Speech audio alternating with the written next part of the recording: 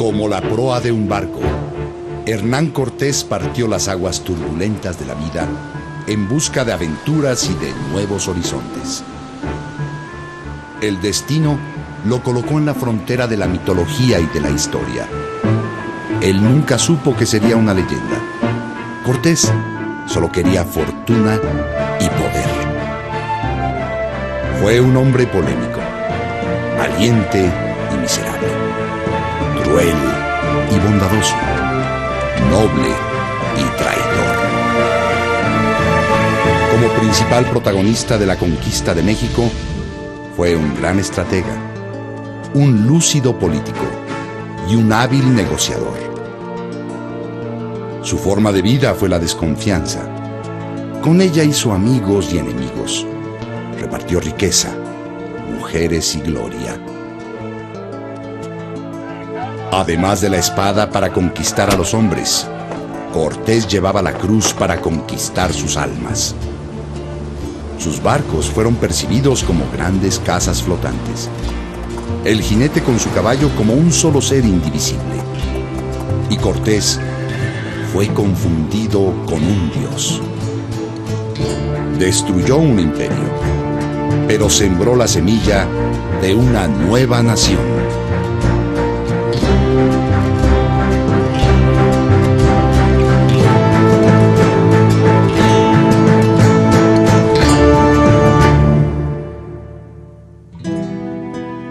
Hernán Cortés nació en Extremadura, España. Vio la luz 7 años antes de que Colón descubriera el Nuevo Mundo. La España donde Cortés vivió su niñez y su juventud cruzaba por el momento más importante del siglo. 2 reyes católicos, Fernando e Isabel, habían expulsado a los moros de España y habían encontrado un nuevo mundo.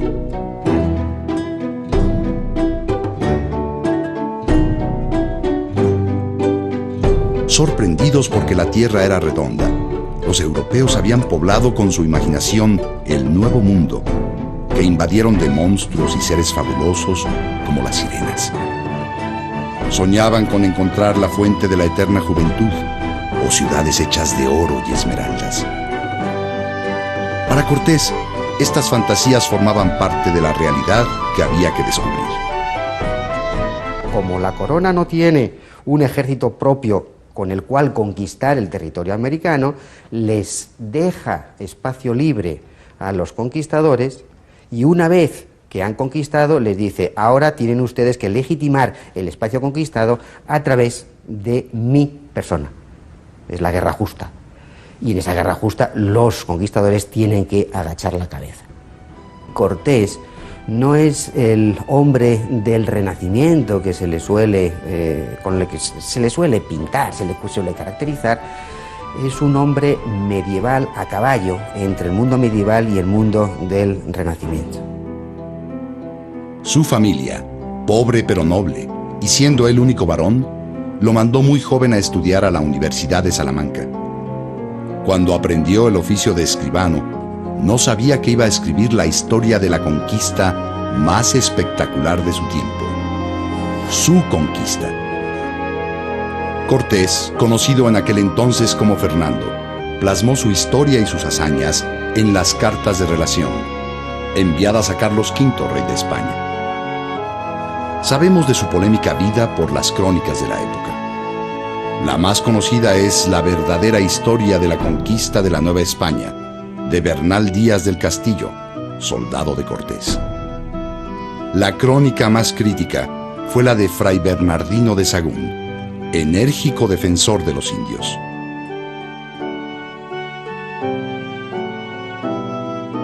En ese momento había 2 grandes poderes, la religión y la monarquía. El poder de la Iglesia y una fe dogmática hacían de los españoles, que se llamaban a sí mismos cristianos, hombres temerosos de Dios, dispuestos a matar en su nombre. En nombre de Dios se justifica todo. Hasta mañana, si Dios quiere. ¿Verdad? Y la Iglesia era muy fuerte entonces también, en España. Ahí está la Inquisición, ¿verdad? Cortés fue leal al rey y fiel a Dios. Su debilidad fueron las mujeres. Era un don Juan incorregible, perseguido por padres ofendidos o maridos despechados. A los 19 años de edad se embarcó en busca de riqueza y poder hacia el Nuevo Mundo, que todavía no se llamaba América. Así, sin saberlo, inició lo que sería la epopeya más grande de su tiempo. Cortés no viaja directamente desde Extremadura a la conquista de la Nueva España, sino que Cortés, como todos los conquistadores, viajan al Caribe y en el Caribe se aclimatan. ¿Qué quiere decir eso? Se aclimatan en cuanto a la geografía, en cuanto a la temperatura, pero se aclimatan también en cuanto a las enfermedades. Pero no solamente se aclimatan a nivel geográfico e inmunológico, sino que se aclimatan también en cuanto a las relaciones de poder y a las relaciones con las comunidades étnicas originarias del continente americano. A su llegada a Santo Domingo, Cortés ejerce el oficio de escribano y se inicia como ganadero, hasta que Diego Velázquez, futuro socio y enemigo de Cortés, lo invita a participar en la conquista de Cuba. Después de conquistar Cuba, tanto el gobernador Diego Velázquez como los conquistadores que lo habían acompañado tenían la ilusión de conquistar un lugar más grande, más rico, donde pudieran por fin acceder a esa vida de ocio y riquezas que creían merecer después de haber matado a tantos infieles. Y fue precisamente esa posibilidad la que se abrió con el descubrimiento de Yucatán y con pues, las noticias que empezaron a llegar de la existencia de una tierra muy rica, llena de ciudades y sobre todo llena de indios y de oro. Diego Velázquez había enviado 2 expediciones sin éxito a Yucatán. La última se creía perdida. Para ir en su busca designó a Hernán Cortés, a pesar de que ya se había enemistado con él.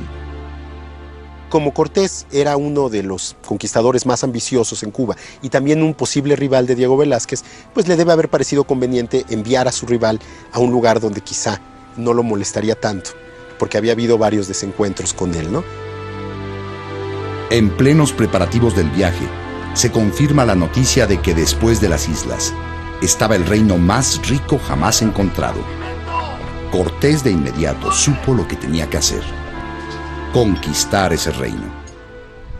Estas expediciones están financiadas normalmente por capitales genoveses, por capitales flamencos, por capitalistas en el sentido actual de la palabra, que apuestan sus ahorros, sus capitales, para tener, obviamente, unos réditos. Es una inversión como cualquier empresa. Por eso se llaman las empresas americanas y las empresas de conquista. Cortés, que durante 9 años en Cuba había reunido una buena fortuna, la invirtió toda en la empresa. Compró barcos, comida, pólvora, armas y caballos. Fue tan grande su inversión que sobrepasó por mucho la de Velázquez, su socio, quien al enterarse se molestó tanto que amenazó con detener la expedición. Ante la amenaza de Velázquez, Cortés zarpa. De varios puertos de Cuba en secreto, salen los barcos que se reunirán en San Antonio para continuar juntos hacia Yucatán. El emblema de Cortés decía: amigos, sigamos la cruz, que si tenemos fe, con esta señal venceremos. Los españoles creían que Yucatán y los otros puntos conocidos del continente eran islas, y que después de Yucatán encontrarían las Indias, el Oriente o un continente desconocido muy rico. Cortés también tenía la misión de buscar a los marineros que habían sobrevivido a un naufragio hacía 8 años y se creía que seguían con vida. A su llegada a Yucatán se entera que los mayas habitantes de la costa habían huido. Se habían ocultado por miedo a los españoles. Cuando encuentra a Jerónimo de Aguilar, que había escapado de los mayas, corrobora que más allá, en las montañas, estaba el gran imperio. Con entusiasmo renovado, Cortés da la orden de continuar. Aguilar, que había aprendido el idioma maya, sería útil intérprete. El otro náufrago sobreviviente, Gonzalo Guerrero, se integró a la comunidad maya, crió una familia que dio origen a los primeros mestizos del continente y, oculto como los nativos mayas, no quiso regresar con los españoles. De Yucatán la flota se dirigió a Tabasco, en donde no fueron bien recibidos. Cortés le pidió a los mayas de Tabasco que no hicieran la guerra. Los españoles vencieron gracias a la eficacia de sus armas y su disciplina militar. El caballo y el jinete fueron percibidos como un solo ser indivisible, y Cortés fue confundido con un dios. Cortés representa al otro, pero al otro cargado de novedades, incluso de novedades tecnológicas, de novedades biológicas, la presencia del caballo, que tanto asusta a los nativos. Jerónimo de Aguilar le explicó el uso de algunas de las armas mayas, y así Cortés empezó a darse cuenta de las enormes diferencias que existían entre su mundo y este nuevo mundo que enfrentaba y no entendía, como los oscuros sacrificios humanos que practicaban los habitantes de estas tierras.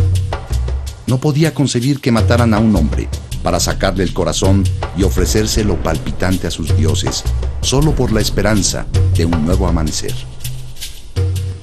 Otra de las costumbres que tenían era entregar un tributo como reconocimiento de su derrota. Les dieron 20 mujeres para que los sirvieran. Entre ellas venía Malinali, que sería bautizada como Marina y llamada por todos Malinche.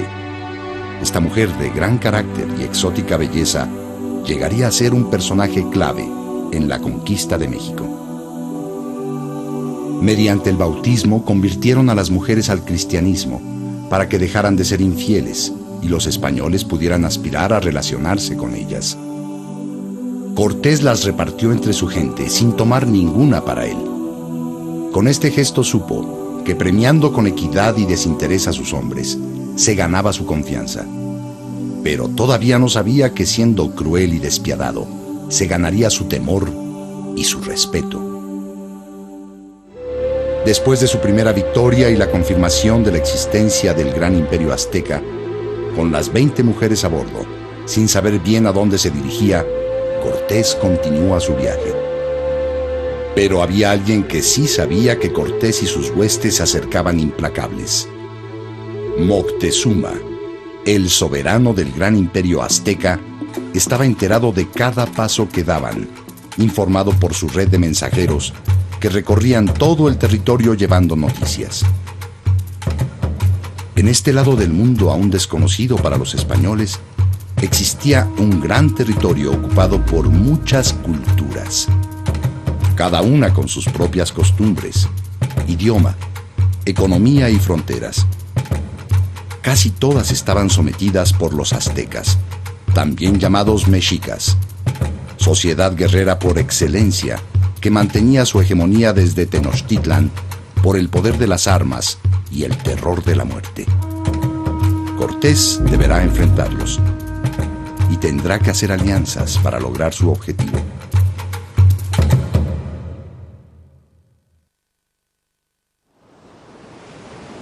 ¿Qué pensaría Cortés de su futuro? No era militar, no era hombre de mar, pero el destino lo había puesto ahí, surcando el mar frente a la costa de un mundo desconocido, al mando de un ejército y una flota en los que había invertido todas sus ilusiones y su fortuna.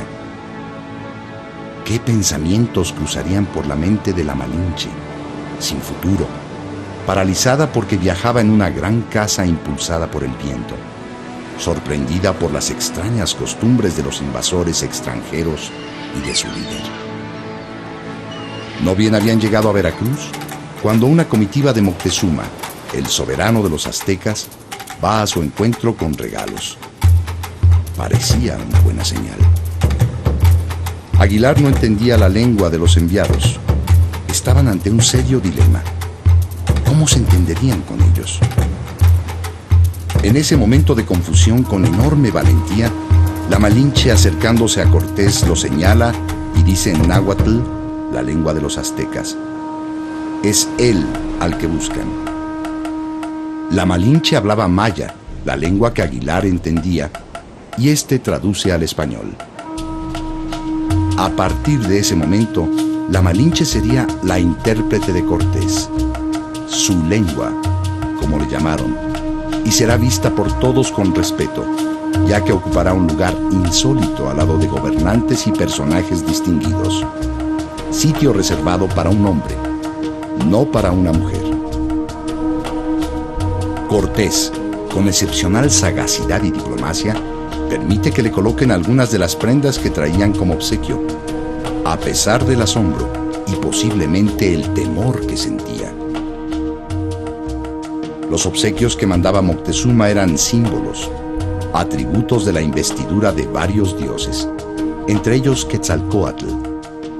Moctezuma, que conocía como gran sacerdote de Tenochtitlan, conocía las antiguas creencias, los mitos, sabía que algún día por Oriente iba a regresar Quetzalcóatl, que precisamente al huir de Tula se había incinerado y había desaparecido en la costa, por el Oriente.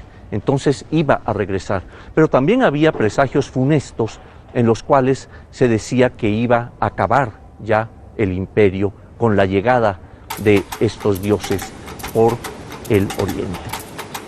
Además de los regalos, la comitiva trae un mensaje: que se vayan, que no insistan en ir a Tenochtitlan. Al llegar a tierras totonacas, Cortés se da cuenta que se le recibe bien, que no hay hostilidad por parte de los totonacas, y este cambio lo hace pensar a qué se está debiendo, cuál es la situación que prevalece en Mesoamérica para que se dé un cambio tan marcado como este. Y evidentemente Mesoamérica en ese momento estaba controlada en buena medida por los aztecas del centro de México. Los aztecas tenían el control de más de 370 pueblos que le eran tributarios, entre ellos los totonacas, no así los mayas, de allí la actitud de unos y otros. Cortés percibe esto de inmediato y lo va a capitalizar para sus fines. Hace un arreglo con los totonacas en el cual les promete que va a liberarlos del yugo de los aztecas. Los mensajeros de Moctezuma no pierden tiempo para llevar la noticia. Los extranjeros tienen aliados. Algunos de los hombres, simpatizantes de Velázquez, intentan hacer un motín para regresar a Cuba. Cortés toma una brutal decisión. Detiene la sublevación ahorcando a los cabecillas y azotando a los marineros amotinados, y como castigo ejemplar, al piloto rebelde le corta los dedos de los pies. Para tener el control absoluto de sus tropas, mandó hundir sus naves. Sin embargo, la leyenda cuenta que las quemó. Así, de golpe, a los 34 años de edad, deja de ser el aventurero romántico para convertirse en el gran conquistador. Cuando era un adolescente, Cortés soñó que había de comer con trompetas o morir ahorcado. Sueño premonitorio de una futura vida de controversia. Yo creo que era un tipo con una gran intuición y con una gran intuición militar, como había pocos entonces, y desde luego con algo que ya no lo hay, que es que era muy atrevido. O sea, en sus expediciones él no envía unas gentes allá, él va delante y se la juega. Cortés y sus huestes avanzaron cruzando valles, montañas, ríos y bosques, pero aún faltaba lo más difícil: llegar a México Tenochtitlan. De Veracruz cruzaron por la cordillera hasta llegar a la planicie de Tlaxcala. Pero Tlaxcala tampoco quería subordinarse a los españoles, así que los recibieron en son de guerra. Cortés los convocó antes de la batalla a someterse a su dios y a su rey, pero no fue escuchado.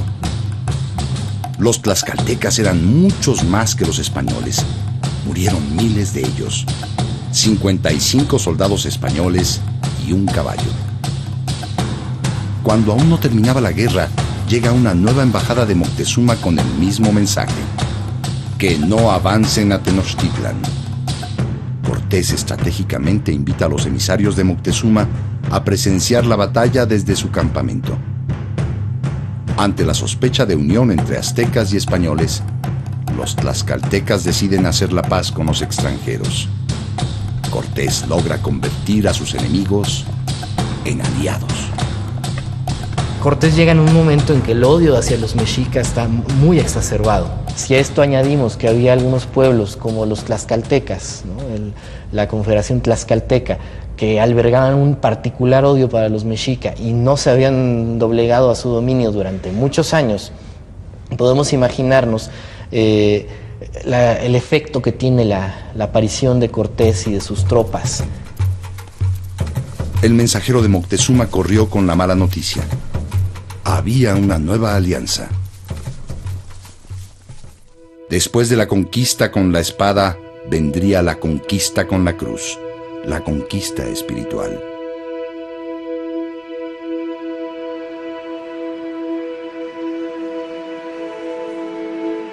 Cuatro señores principales de Tlaxcala aceptaron la fe cristiana. Otros llevaron a sus hijas como presente. El mismo Xicoténcatl, soberano de Tlaxcala, le entregó su hija a Cortés diciendo: para que sean vuestras mujeres y hagáis generación. Con gran intuición, Xicoténcatl supo que el mestizaje era ineludible. La semilla que germinaría creando una nueva nación estaba ya en tierra fértil.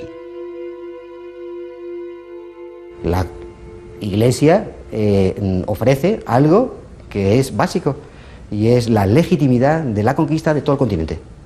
A cambio, Alejandro VI, como papa, le dice a Fernando e Isabel que tiene el monopolio de la colonización del continente americano. Molesto por la estrategia defensiva de Moctezuma, que se negaba sistemáticamente a recibirlo, Cortés decide avanzar hacia Tenochtitlan. Moctezuma trata de oponerse a los españoles y a sus aliados indígenas que en ese momento ya venían acompañando a Cortés, y eran miles de estos aliados. Pero algo pasa en Cholula. Se descubre una conspiración en contra de los españoles para aniquilarlos. Ante el peligro inminente, la Malinche le advierte a Cortés de la trampa, quien actúa de inmediato y realiza la famosa matanza de Cholula. Después de este hecho histórico, la Malinche ha sido considerada traidora, odiada y maldecida. Yo no la considero traidora porque pues no había tal cosa llamada como México entonces. Había un montón de pueblos diferentes que eran enemigos entre sí, y ni la Malinche ni los tlaxcaltecas traicionaron a nadie, porque estaban velando por sus intereses particulares en una circunstancia difícil. Ellos no tenían por qué ser leales o por qué defender a los mexicas, que eran sus enemigos. Otros embajadores de Moctezuma que llegaron con la intención de detener a Cortés fueron testigos de la masacre en Cholula. Cortés los mandó de regreso a México, diciéndoles que ya no pensaba ir en paz, que iría en son de guerra. La fama de Cortés como cruel y despiadado llegaría así a oídos de Moctezuma. Cortés se acercaba cada vez más a Tenochtitlan sin saber exactamente a dónde llegaría. Tenochtitlan, la ciudad azteca, había sido fundada en el año de 1325. Fue construida por un conocimiento que ya la azteca tenía, lacustre, de ir rellenando partes del lago, ir además aprovechando todo ese medio del lago mismo y la parte circundante de tierra firme, en donde había toda una serie de productos que le eran necesarios. Cuando los españoles llegaron a Tenochtitlan, les llamó la atención la organización de la ciudad. Era una ciudad lacustre, con canales y 4 grandes calzadas que la unían a tierra firme. Pero cuando van a visitar el mercado de Tlatelolco, se quedan admirados por la gran cantidad de lenguas que se hablaban para intercambiar o vender productos. Cuando llega por la calzada de Iztapalapa, frente a una cosa completamente distinta a todo cuanto ha visto anteriormente, lo hace exclamar que una ciudad como esa no la habían visto ni en Constantinopla los soldados. Cortés, inflexible, continúa su viaje. De nada sirvieron las embajadas con regalos, los mensajes, ni los caminos bloqueados. Finalmente, Moctezuma accede a recibir a Cortés. Cuando Cortés entra a la Ciudad de México, a México Tenochtitlan, tiene una estrategia muy clara, y es lograr que los mexicas se le sometan por la paz. Hay que entender que ya en el momento en que llega a la Ciudad de México, en noviembre de 1519, ya se ha aliado con la gente de Zempoala, los totonacas de Zempoala, se ha aliado con los tlaxcaltecas, realizó la matanza de Cholula, lo cual le ha dado un gran poder entre los indígenas y sobre todo provoca mucho miedo entre los indígenas, la capacidad esta de los españoles de matar indiscriminadamente, como lo hicieron en la matanza de Cholula. Y entonces tiene mucho poder de su lado y espera que con ese poder va a poder convencer a los mexicas de rendirse o de someterse pacíficamente a los españoles. Cuando Cortés se enteró que Moctezuma lo recibiría, dio la orden a sus hombres para que entraran a punto de guerra con las banderas desplegadas y que tocaran los tambores lo más fuerte que tuvieran. Esta estrategia habla del miedo que sentía Cortés al entrar al territorio enemigo. Sin embargo, envía un doble mensaje. Iba en son de paz, pero preparado para la guerra. Moctezuma sabía lo que había pasado en Cholula, por lo que iba al encuentro con el temor de que éste se convirtiera en una batalla. El soberano azteca recibe a Cortés con un amable gesto de bienvenida que oculta también un doble mensaje. Él también estaba preparado para la guerra. Cortés y Moctezuma finalmente avanzan al encuentro de su destino. Como un estadista prudente que teme a una guerra porque sabe que la guerra puede acarrear la destrucción de su pueblo, Moctezuma tenía mucho miedo a enfrentarse a los españoles. No un miedo de cobarde, un miedo de un estadista que sabe sopesar los riesgos y no quiere poner en juego el destino del pueblo o de la sociedad de la que está encargado, ¿no? De un estadista responsable finalmente, y por eso mismo buscó también un entendimiento pacífico con Cortés. Cortés había encontrado el mejor de los aliados y Moctezuma una fórmula para mantener el poder, pero ninguno sospechaba que por esta alianza pagarían un precio muy alto. Cortés se sentía seguro de sus logros cuando un mensajero tlaxcalteca le trae malas noticias de Veracruz. Durante un incidente violento con los cobradores de impuestos de Moctezuma, murieron 6 españoles. Cortés aprovecha este hecho para dar un golpe de estado. Acusa de traición a Moctezuma y lo hace prisionero en su propio palacio. Así, Cortés asume todo el poder. Una vez más, Cortés tuvo la oportunidad de demostrar su poder. Exigió que le entregaran a los asesinos para quemarlos vivos. Y haciendo gala de su genio guerrero, usó las armas de los arsenales de Moctezuma para hacer la hoguera. Al estar preso Moctezuma, el pueblo quería un nuevo gobernante. Moctezuma buscó la ayuda de Cortés para mantener su liderazgo. Cortés, que ya había conseguido la victoria sin derramar sangre, decidió apoyarlo. Juntos convocaron a los cabecillas inconformes y cuando llegaron a su presencia los apresaron. La noticia corrió. Moctezuma seguía siendo el soberano azteca. Moctezuma y los caciques leales a él juraron sometimiento a la Iglesia Católica y a Carlos V. Cortés lo único que puede hacer es controlar el territorio, conquistarlo, ponerlo, entregárselo al rey, porque la conquista no la ha hecho en función de su poder. Él tiene el dominio de la tropa, él tiene el dominio del ejército, pero la legitimidad de la conquista se la da el rey. Cortés creyó haber triunfado y empezó a dar órdenes. Prohibió los sacrificios humanos. En tanto, los soldados robaban todo el oro que encontraban a su paso, por lo que Cortés decretó las primeras leyes de orden social.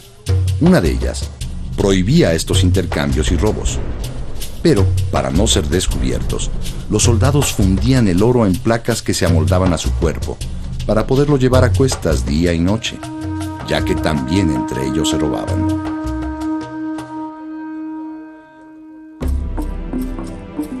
Preocupado por estar en una ciudad rodeada de agua, Cortés dedicó varias semanas a elaborar un mapa con todo detalle para poder planear estrategias de ataque o para huir.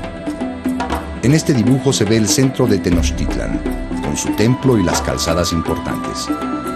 Este mapa se haría famoso por ser el primero que se conoce de México. Parte de la estrategia de huida era a través de la laguna, para lo cual construyó 4 bergantines. En uno de ellos, paseó a Moctezuma para que su pueblo viera cómo su soberano tenía un buen entendimiento y confianza con los invasores. Pero el pueblo estaba inquieto. Se decía que Cortés había hechizado a Moctezuma. Es en este tiempo, bajo la presión de Cortés, que se supone que Moctezuma cede sus dominios y señoríos a Carlos V. Cuando se creía que todo estaba en paz, Diego Velázquez, el antiguo socio de Cortés, mandó una flota de 18 naves con 800 hombres para apresarlo. De inmediato Cortés viaja a enfrentar la amenaza, dejando en Tenochtitlan a su hombre de mayor confianza, Pedro de Alvarado, quien en su ausencia ordena matar a los participantes de una ceremonia azteca en el Templo Mayor. Desde la guerra de reconquista en la península ibérica, matar enemigos de la fe, de preferencia frente a su templo o dentro de su templo, había sido considerado una acción digna de los guerreros cristianos.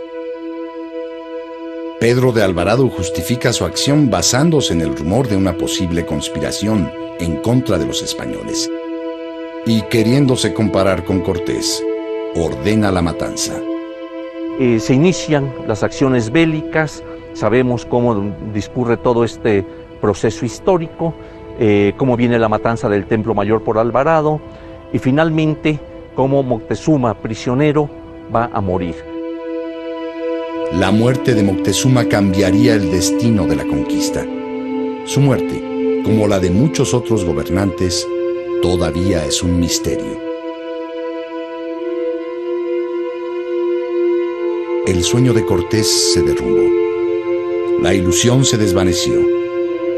Ahora tenía que correr por su vida.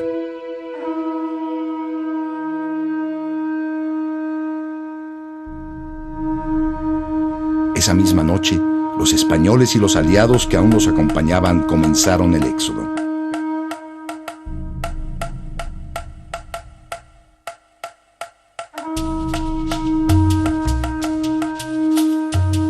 Todo iba bien hasta que llegaron a la parte más vulnerable de la calzada. Cientos de guerreros salieron por todos lados, por tierra y agua, para atacarlos ferozmente. Muchos españoles murieron, sobre todo los ambiciosos que habían cargado con más oro del que podían llevar. Y al cruzar por el agua y el fango, se hundieron siendo presas fáciles de los guerreros mexicas. Esa noche sería recordada como la noche triste. Cortés llora su derrota.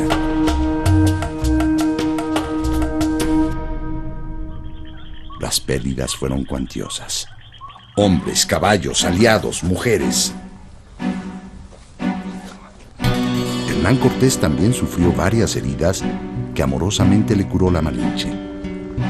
No se sabe en qué momento tuvieron un romance, pero en este revés, ella estuvo más cerca que nunca de él, quien jamás la consideró su mujer.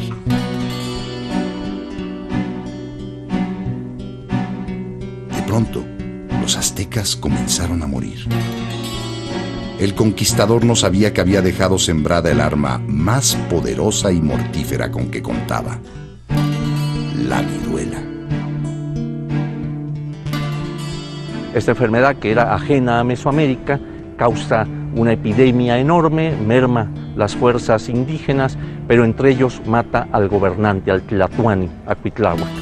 asume entonces el trono el Tlatoani Cuauhtémoc, joven, belicoso, que va al frente de sus huestes a estar peleando contra los españoles y contra sus aliados indígenas.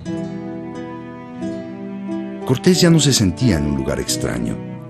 En la tercera carta de relación escribe por primera vez el nombre que le dio a esta tierra: la Nueva España del Mar Océano.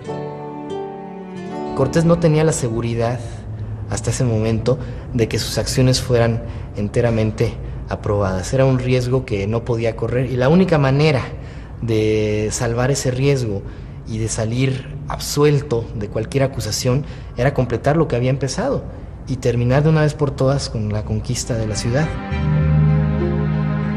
Cortés contaba con los tlaxcaltecas, que le habían demostrado lealtad, y tenía hombres suficientes a pesar de las cuantiosas pérdidas. Estaba decidido. Debía intentar reconquistar la gran Tenochtitlan.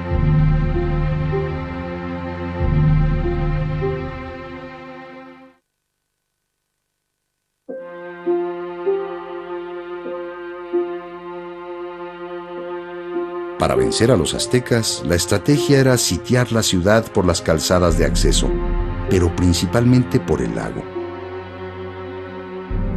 Para lo cual mandó hacer 13 bergantines.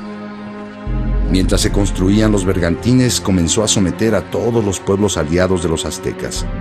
Dividió a su ejército en varias compañías. Unos atacarían a los pueblos situados en las márgenes de la laguna. Él, con su compañía, iría hacia el sur hasta lo que hoy es Cuernavaca. El golpe final lo daría por la laguna. Nadie podría ayudar a los aztecas.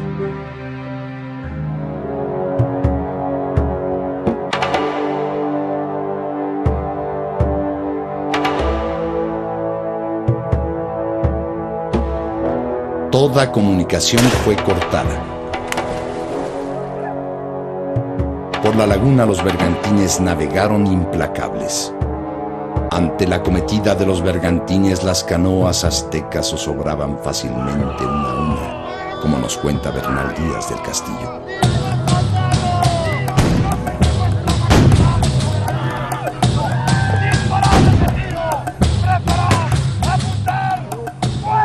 Los principales ataques realmente se van a dar por la vía terrestre.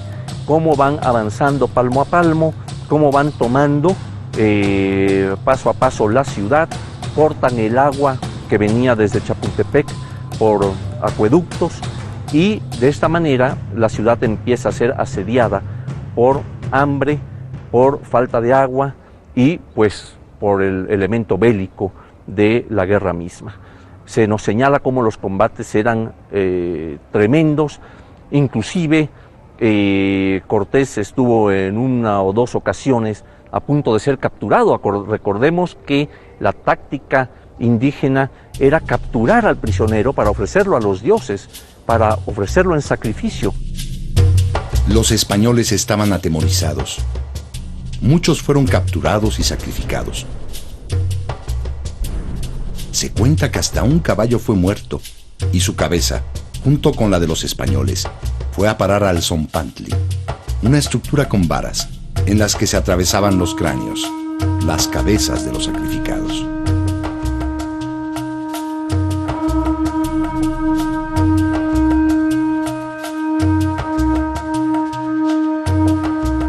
Pero fueron muchos más los aztecas que murieron hambrientos, sedientos y enfermos de viruela. Cuando los españoles finalmente sitian México, en 1521, ya el sitio final de la ciudad, un sector importante de la población mexica se da cuenta que los mexicas ya están vencidos porque habían sido vencidos en lo político y que la resistencia militar no tiene sentido, que lo que hay que hacer es encontrar un pacto, firmar la paz con los españoles para evitar una masacre innecesaria de la población civil, y lo que hace Cuauhtémoc es ejecutar a todos los que piensan eso e imponer por la fuerza la solución militar. Cuauhtémoc intentó huir para mantener el imperio desde afuera, pero fue apresado. Con esta captura se marca el fin de la guerra. terminan los combates, la ciudad está totalmente destruida, las fuentes de agua de la ciudad han sido cegadas o son imbebibles, todo el terreno está lleno de cadáveres insepultos, mucha gente huye de la ciudad, los pocos habitantes que sobreviven al asedio lo hacen huyendo de la situación, a las poblaciones ribereñas, alimentándose con lo que encuentran. Es una situación verdaderamente trágica. Y los propios españoles no pueden vivir en ese lugar, en las condiciones en las que se encuentra. Y es por eso que, por lo menos temporalmente, el campamento y los reales de Cortés se asientan en Coyoacán. Gómara, el historiador que fue capellán de Cortés, escribió: ganó Hernán Cortés a México Tenochtitlan el martes 13 de agosto, año de 1521. El testimonio de Cortés dice: aquel día de la prisión de Cuauhtémoc y toma de la ciudad, nos fuimos al Real dando gracias a nuestro Señor por tan señalada merced y tan deseada victoria. El testimonio de Bernal Díaz del Castillo es más dramático. Llovió y relampagueó aquella tarde y hasta medianoche mucho más agua que otras veces. La visión de los aztecas quedó escrita en este poema. Y todo esto pasó con nosotros. Nosotros lo vimos, nosotros lo admiramos. Con esta lamentosa y triste suerte nos vimos angustiados. En los caminos yacen dardos rotos, los cabellos están esparcidos, destechadas están las casas, enrojecidos tienen sus muros. Gusanos pululan por calles y plazas, y en las paredes están salpicados los sesos. Rojas están las aguas, están como teñidas. Y cuando las bebimos es como si bebiéramos agua de salitre.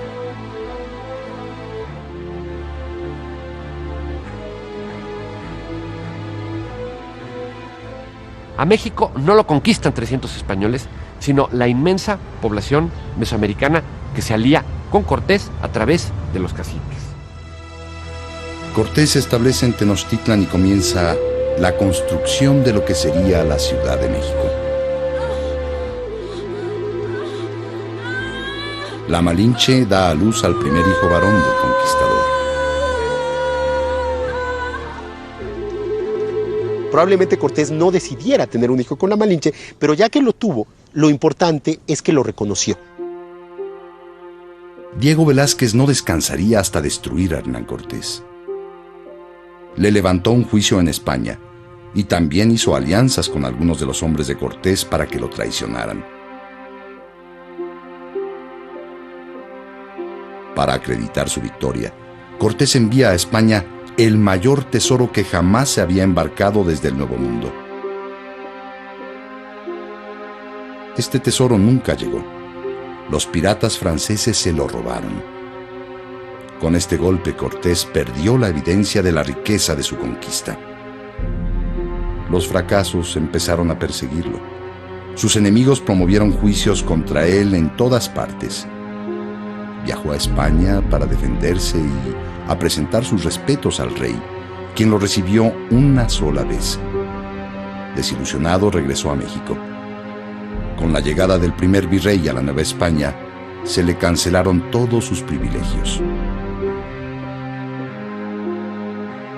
Sin haber alcanzado la gloria que tanto buscó, viajó nuevamente a España para defender sus intereses, sin saber que ya no regresaría vivo.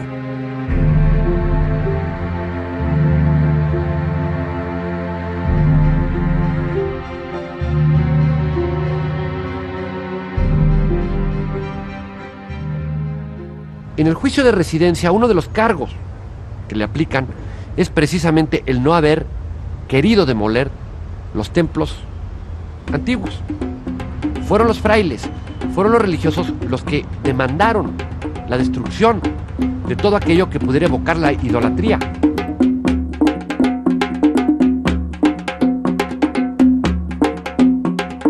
Yo Yo creo que el verdadero valor de Hernán Cortés en la historia de México es el haber hecho las alianzas con los tlaxcaltecas, con la Malinche, con los pueblos indígenas que hizo, y el haber establecido un gobierno colonial que, por más que se basara en la violencia y que por más que hubiera sido resultado de una guerra atroz, porque la conquista fue, sin lugar a dudas, una guerra atroz, también fue un gobierno de consensos, de alianza y de negociación.